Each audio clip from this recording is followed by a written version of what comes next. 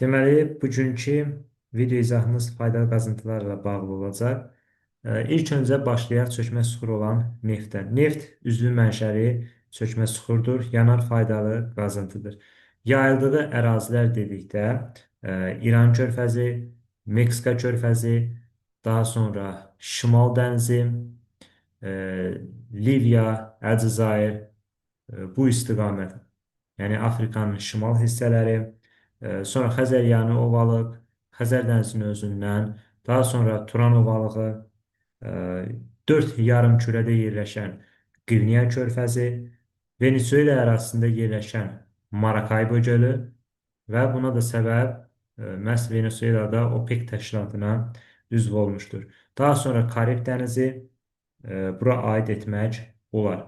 Ölkələr dedikdə isə Ərəb ölkələri, ABŞ, Venezuela, bu kimi Liviya, Nigeriya, İran, Rusiya kimi ölkələri bura aid edə bilərik. Daha sonra növbəti faydalı qazıntımız təbii qazdır. Təbii qaz neft kimi üzvü mənşəli çökmə faydalı qazıntıdır. Yanar faydalı qazıntılar sırasına daxildir. Demək olar neftlə eyni yerlərdə yayılıb. Yenə də bura İran körfəzi, Meksika körfəzi, daha doğrusu Meksika körfəzi, sonra Şimal dənizi, Qərbi Sibir, Xəzər dənizi, sonra Turan ovalığı, Afrikanın şimal hissələri, Qviniya körfəzi və Avstraliya sahillərində rast gəlinir. Sonra növbəti bizim faydalı qazıntımız daş kömür olacaq. Daş kömür üzvü mənşəli çökmə süxurdur və yanar faydalı qazıntılar sırasına daxildir. Ölkə dedikdə isə Almaniya ərazisində, sonra Almaniya, Polşa, Böyük Britaniya, e, sonra aid edə bilərik Ukrayna ərazisində, Türkiyə ərazisində deyə bilərik. Sonra Ereğli, Zonguldak yataqlardır. Sonra Qazaxıstan ərazisində var. ABŞ-da məsələn Apalaç yataqları mövcuddur. Bundan əlavə Carda da mövcuddur. Sonra əlavə olaraq İndoneziyada var. Hindistan kimi ölkələrdə, Avstraliya kimi ölkələrdə daş kömür yataqları mövcuddur. Digər çökmə süxurumuz, deməli, üzvü mənşəli çökmə süxuru olan fosforitdir. Fosforit Atlas dağları, sonra Mərakeşdə, yəni Atlas dağları Mərakeş ərazisində rast gəlinir. Sonra Florida yarımadasında, yəni bu bilirik ki, ABŞ-a məxsusdur. Sonra Okeaniya, Nauruda bura aid edə bilərik. Şərqi Avropanı bura aid edə bilərik. Apatit isə hardadır? Şərqi Avropa və Çində. Belə götürəndə, yəni biz deyə bilərik ki, fosforit və apatitə həm Şərqi Avropada, həm də Çində rast gəlinir. Sonra bizim onu da qeyd edək ki, yəni apatit də üzvü mənşəli çökmə süxurudur. Sonra digər dəmir filizdir növbəti süxurumuz. Dəmir maqmatik mənşəli ferromaqnit xassəli filiz faydalı qazıntıdır. Və yayıldığı ərazilər əsasən yaylalardır. Yaylalar dedikdə hansılar nəzərdə tutulur? Deməli, məsələn, Braziliya yaylasını deyə bilərik. Burada Dekan yaylası, Qərbi Avstraliya yaylası, sonra burada Liberiya, nə bilim, əlavə də qeyd edə bilərik. Burada Ukrayna ərazisində, sonra Kanada qalxanı bura aid etmək olar. Ural dağlarında, Skandinaviya dağlarında, sonra Orta Sibir yaylasında bura aid edə bilərik ki, dəmir filiz faydalı qazıntılar yayılmışdır. Digər bizim faydalı qazıntımız deməli boksitdir. Boksitin yayıldığı ərazilər Qayana, Surnyan, Qviyana, sonra əlavə edə bilərik Braziliya ərazisində rast gəlinir. Boksitdir, alunitdir, nefelin bunlar alüminium filizlər sırasına daxildir. Və alüminium yüngül əlvan metaldır. Deməli, tərkibi isə 40% təşkil edir. Yəni metal tərkibi 40%dir. Bundan əlavə Çin ərazisində, sonra Yamayka ərazisində bayaq qeyd elədik. Sonra Qviniya ətrafında da e, deməli boksitə rast gəlinə bilər. Sonrakı bizim faydalı qazıntımız e, Titan olacaq. Titan burada Əjdaha dağlarındadır. Qeyd edə bilərik. E, Yəni Car ərazisində Əjdaha dağlarındadır. Sonra manqan. Manqan bəs hardadır? Var silək. Deməli, manqanın yayıldığı ölkələr deməli deyə bilərik ki, Braziliya, Car, Ukrayna ərazisi və deməli Hindistan deyə bilərik. Yəni bu formada manqanın işarəsi təxmini bu formadadır. Çəkə biləcəmmi?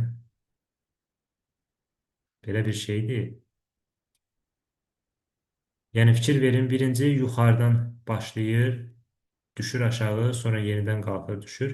Bu formada da yadda saxlaya bilərsiniz. Məsələn, Braziliyadan düşürsüz Cara, Cardan qalxırsınız Hindistana, Ukraynadan da düşürsüz yenə də Hindistana. Oxşamadı, amma yenə də yadda saxlaya bilərsiniz. Yəni birinci Cardır, daha doğrusu Cardır, Braziliyadır, Hindistandır və Ukraynanı da bura əlavə etmək olar. Sonra bizim növbəti faydalı qazıntımız nikeldir. Nikeli biz Kubaya və Kanadaya aid edə bilərik.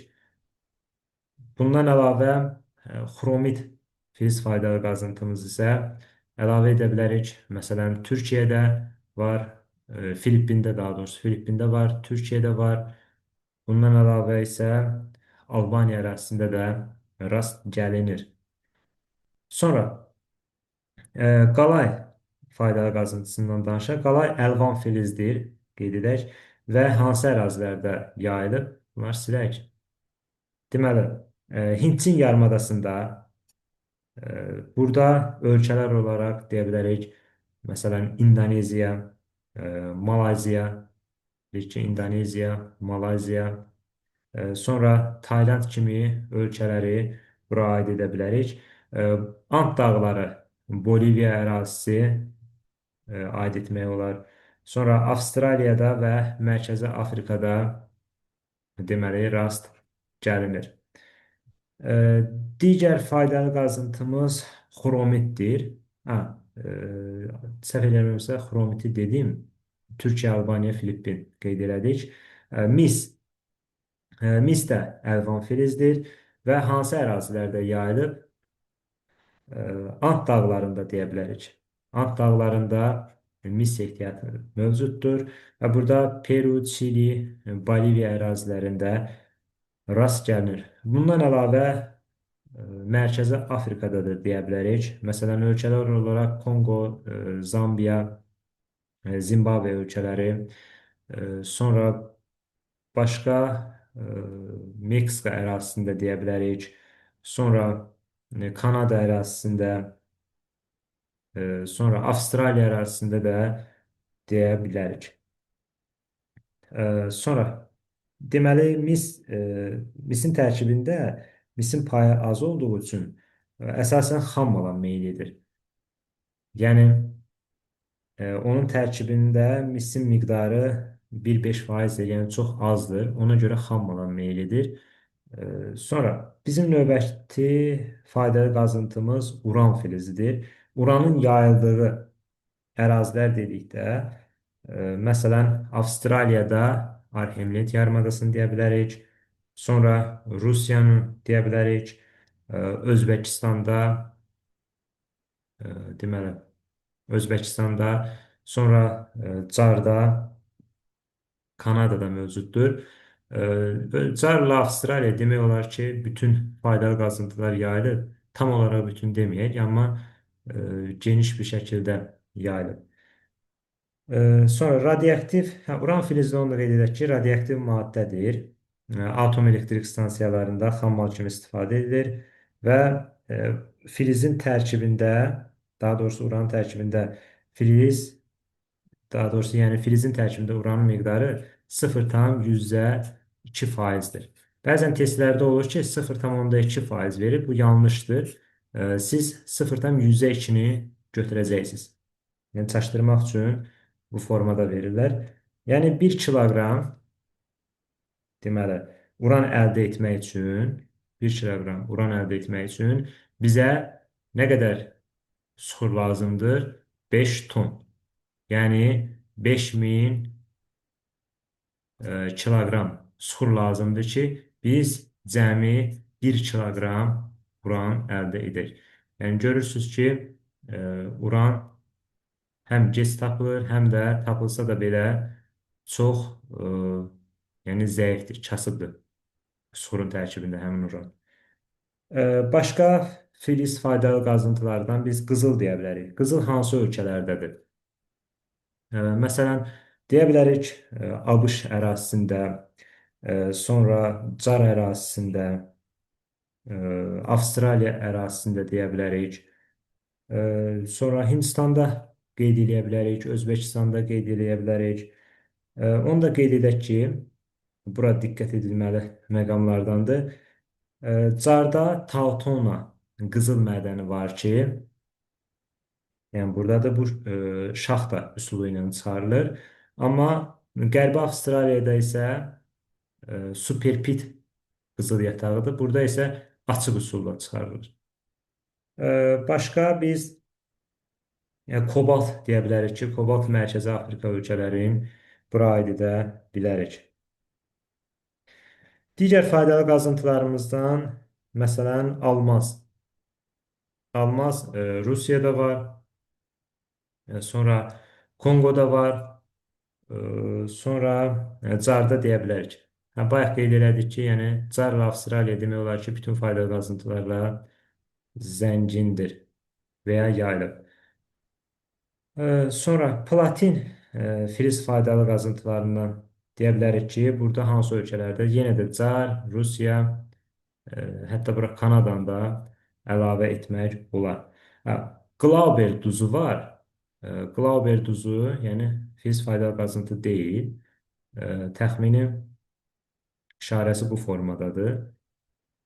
Yəni, bu faydalı qazıntı Xəzər dənizindən çıxarılır. Türkmənistan yəni ərazisində, yəni Türkmənistan ölkəsi tərəfindən çıxarılır. Qarabağ-Qol körfəzində. Sonra qrafit faydalı qazıntısı var. Qrafit də ki, bilirik ki, metamorfik suxurdur. Deməli, Madaqaskarda deyəcəyik, Şri-Lankada var, Hindistanda var. Bu ərazilərdə qrafit ehtiyatı mövcuddur. Biz qalay dedik, Wolfram deməmişdik. Wolfram da elə Hindçin yarımadasında, daha sonra Malakka yarımadası və Cənub-Şərqi Asiya regionunda yayılıb. Bura qədər video izlədiyiniz üçün təşəkkürlər.